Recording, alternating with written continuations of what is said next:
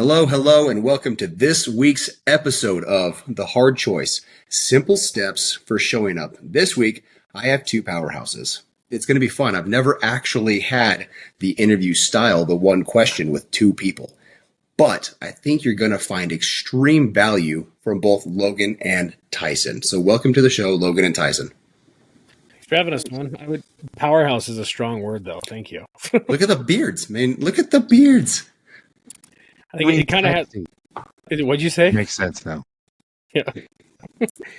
It'd be weird if it was called dad bods and beards and we didn't have dad bods or beards, right? So depends on your definition of a dad bod.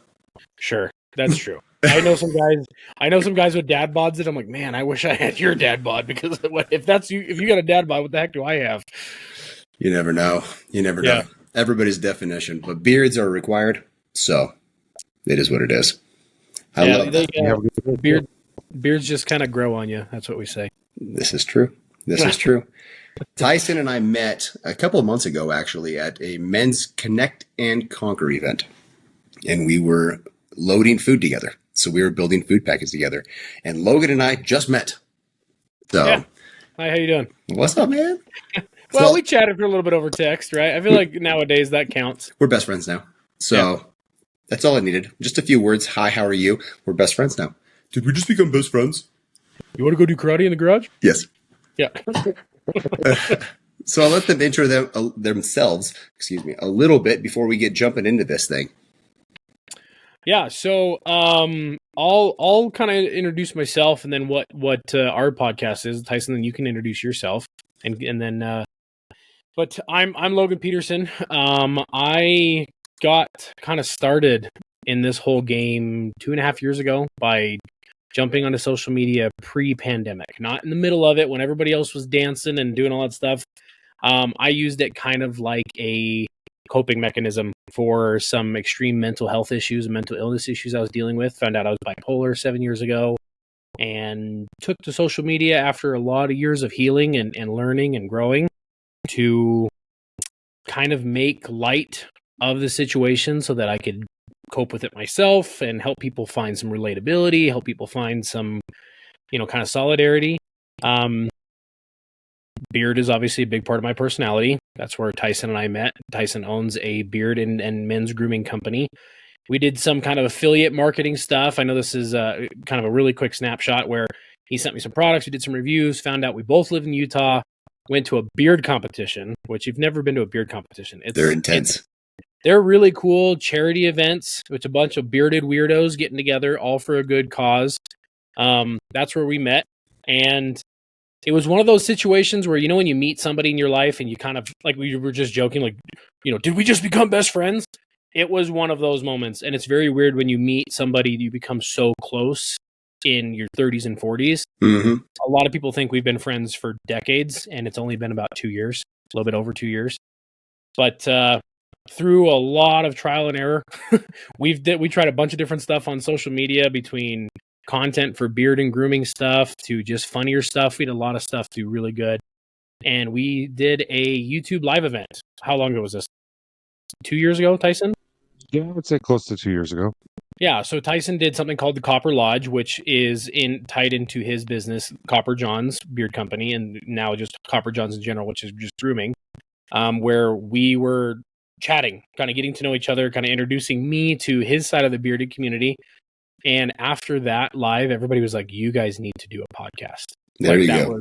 It was like, apparently the dynamic was really cool. Well, they said reality show. Yeah, we get that one. We get that one from time to time. We're working on it. Stand by for YouTube, right? But so we kicked that idea around, and we joke about this all the time. That, like, people are like, yeah, well, every middle-aged white guy has a podcast. So you get some people that say, like, nah, you don't need one, right? Here we are.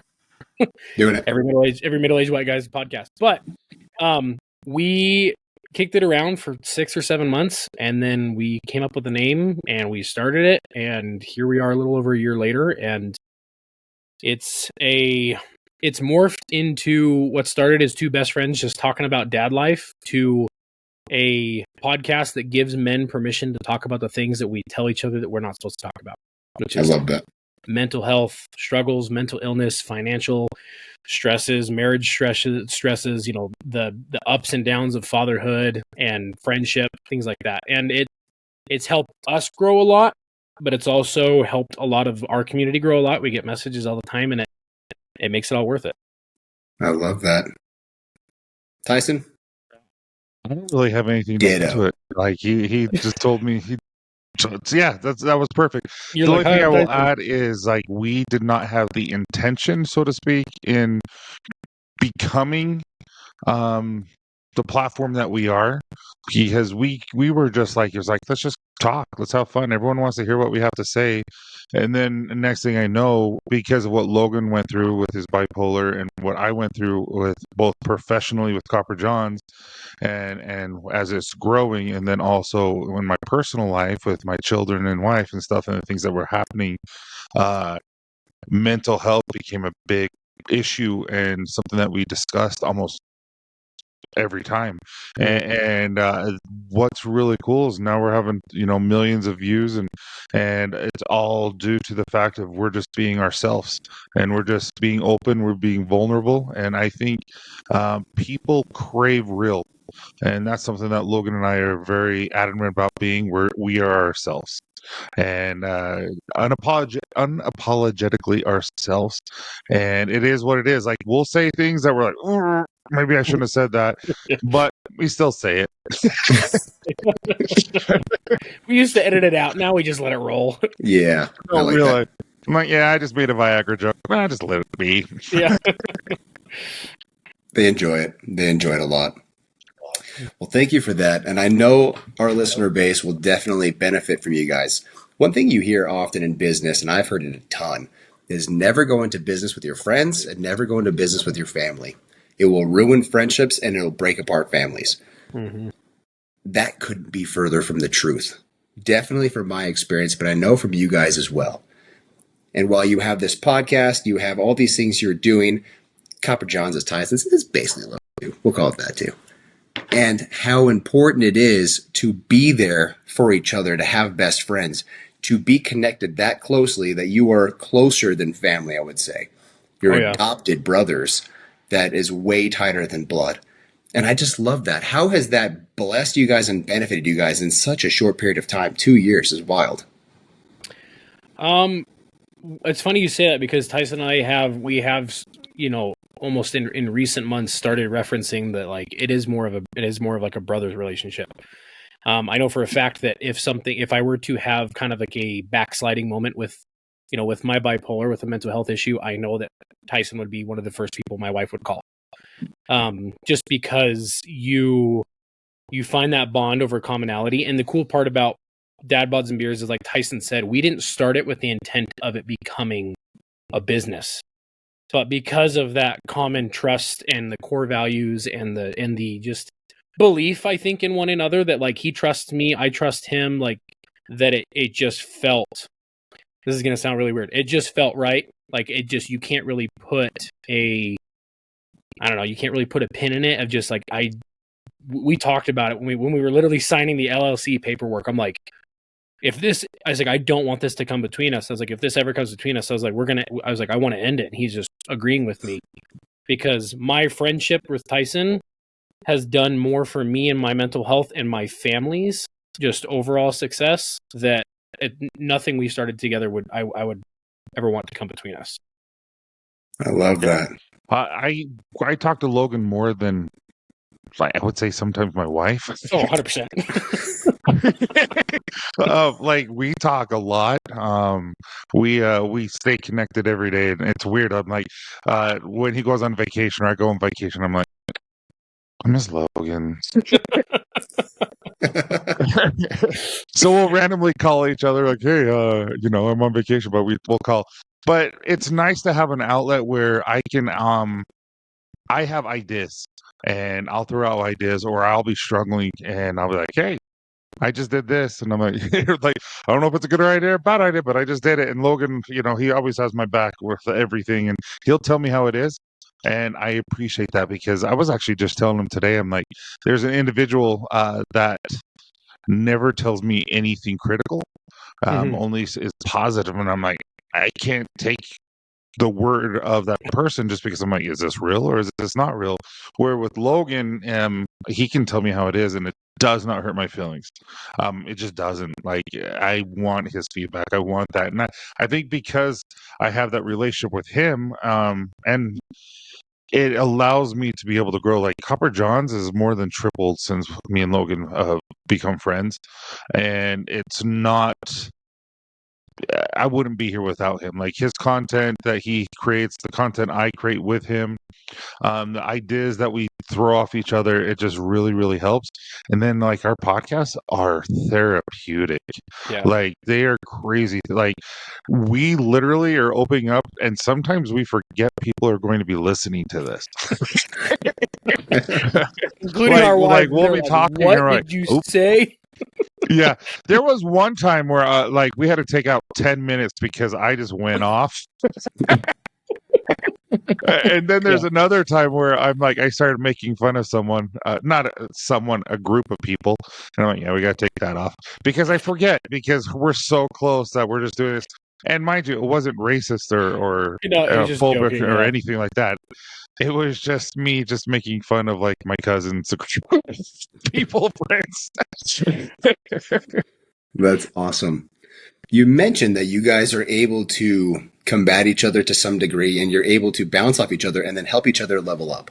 Yeah. You're able to take constructive criticism in a way that nobody else can really deliver it. Yeah. How has that not only, you said it tripled your business, but what has that done to your life? Got me a lot more stressed. Yeah. He's more aware of all his imperfections. No, well, I would say it's we've gotten our word out because Copper John's our motto is be proud of who you are. And it's on the outward appearance. Like so, Copper John's. I understand that guys, we need to look our best, and sometimes we do the best we can with what we got. And so I try to create a premium product at a price where most can afford. And I mean, like we're not ever going to be the cheapest because of the stuff that's in it. But also, I'm just going after a middle-aged guy who has a family who is just doing the best he can with what he's got, and I want to help him so that he feels confident going out in the world from head to toe. And so that's why I do that. And then that kind of branched off, and we created Dad Bods and Beards, which hits the mental side, the inward side. And so I would say overall, it's helped my outlook in life, and it's created more empathy. It's created more desire to help others. I mean, I've always had that, but the more I communicate with other people, our listeners and stuff like that, it's more I'm just like, I need to help. I need to do more than what we're doing right now, and that will only come with time when we start making, like, I would like to say, substantial amount of money where we can actually create charities and we can help people in need, like more than just, hey, let's buy your meal. I mean, like, no, let's pay your mortgage, that type of thing. Like, Yeah. we want to get to that point where we can just offer things that people need help with. But I would say that's kind of what Logan and I have created, and what we are creating is we've become very self-aware of how blessed we are and where we're going and how we want to help others who were in our previous situation. Like I was on food stamps. I was on government assisted when my daughter was born, like where we had insurance. I lost my job. That's the most humiliating thing I've ever had to go through.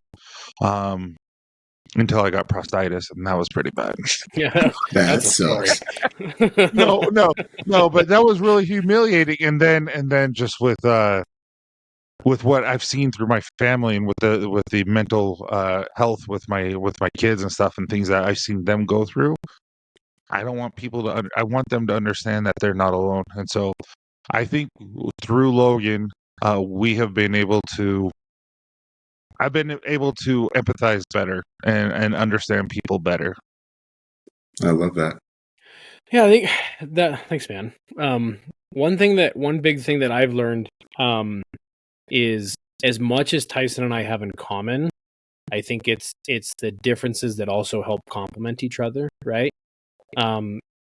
being able to have someone that will hold a space for me, like this right now, it's starting to catch on more because it was viewed as so taboo for so long, or it's like a form of weakness of like men confiding in other men and like finding support and empathy and things like that. Everyone's like, oh, it's like you're weak, you need that. Like now to me, it's a greater sign of strength if you can open up and talk about the things that you're struggling with. And I'd never had that to the extent that I have with Tyson. And so getting that other perspective, like Tyson has owned his own business on his own with him and his wife for the last few years. And some of the struggles I've gone through with different jobs and work and things like that. And then getting his perspective of like, I feel for your employer in this situation. And then helping me to see the other side of the coin of like, well, maybe it's not just a me situation. It's like, understand where they're coming from. So I think having the ability to talk to someone that you trust and you know has your best interest at heart, that if they're telling you something that maybe is contradictory to what you're currently thinking, it almost subconsciously like makes you like look at the other side of the situation. So that's where it's really easy to bounce the ideas off each other, and then also feel like I have no doubt in my mind that we are moving 100% in the same direction, and the farther we move up, the closer we become. Like our families are really good friends, our wives are good friends, my kids and his kids are good friends, and it's one of those situations where we've talked and we've said this quite a few times. I'll like eventually come around and be like, hey man, yeah, I've been kind of in a funk, and he's like, yeah, I know, I was just kind of waiting for you to tell me. Like he can pick up on that. And the biggest message that we want to push out, whether it's you go into business with family or friends or whatever, it's understanding that most of the time society, when they tell you what is like the biggest form of weakness, is almost, in my experience, is exactly the opposite. So connecting and empathizing and understanding and having solidarity within the male community, it has changed absolutely everything for me. And like I said, it started out as two buddies talking and just having a podcast for us, and we didn't realize that, like, wow, there's a lot of guys that need to hear this kind of stuff. So I'm very grateful to have been able to do this with somebody that I was already very close with very quickly, and then become even closer to. Those are all. I don't know if this would work with everyone. I'm not going to lie. Logan and I don't have boundaries. Yeah. Well, you can't. That's a big asterisk, though. I mean, there are some. No boundaries and no bubbles. Yeah. Like we're intimate. No. You can't say no boundaries. No. I just like, we're not afraid just to talk and talk to each other and go through each other's struggles and stuff like that. But I mean, there's boundaries. But I just mean, like, I don't know if that would work for everyone, to be honest with you, just because I think the personalities have to fit, and you honestly have to love each other. Because there are going to be different views and viewpoints and stuff like that, which are 100% wanted and desired. I mean, you don't want to have the same viewpoints. You don't want to have the same understandings, because you want his strengths and my strengths to like help each other grow. So it's like you want those differences, but if you don't have that true friendship and that true love for each other, I don't know if it would work as well as it has for me and him. Well, I'm kind of glad you said that. And then I would make one more comment here for you, Brad. Like, I agree with you a lot when you say, like, everyone says, like, oh, don't go into business with your family or friends. I work for my brother right now, and I have for the last couple of years, and he and I have worked together at a bunch of different construction companies. But at the same time, there's also a situation where someone that I was close to did go into business with their best friend, and then their best friend down the line, when numbers got big, ended up screwing them.